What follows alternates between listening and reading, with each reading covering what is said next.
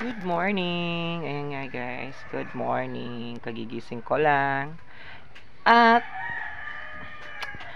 maglilinis ako ng nahuli ko gabi na isda. Ito yung ulam ko ngayong umaga. Magmumukbang ako ng mga fish at lobster. Lobster yung tawag sa amin, pero kupa pa yung tawag sa iba. Sa amin. O, kupa pa. Iwan kong tawag dun sa inyo. So, ayan. Ano pa yung mata ko kasi anong oras na ako natulog kasi nag-ML pa ako. So, ayun guys, maglilist tayo ng aking nahuling fish. Pakita ko sa inyo yung nahuli kong mga fish at gagataan natin. Wait lang, antay lang kayo. Ito po yung nahuling ko kagabi. My God, ang sakit ng likod ko. Yan, tinatawag na ipuso na maliit. Ito yung mga kupah pa-anim to guys. Kupah pa yung nahuli ko kagabi. Isang grupo sila. Nagmamaritis. Anim to eh. Yung iba malaki na. So, at ito pa oh.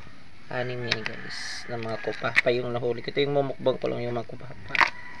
Tapos siyempre yung mga mayroon akong smoke crab. Tinatagsan bagulan. At itong kubalan. Kitong. Pag sa amin. Ito naman mga bagtak.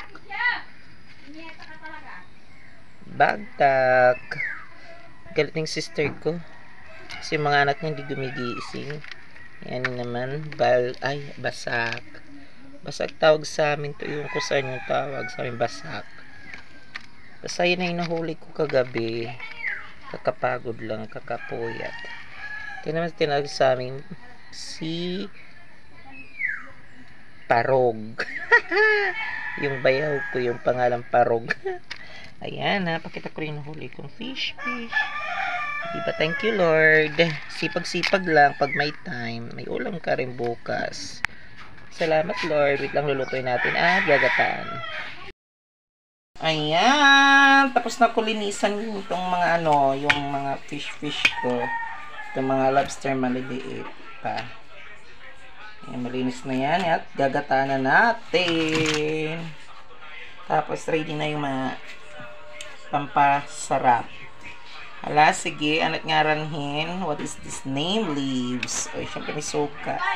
Ayan, ready for the cook.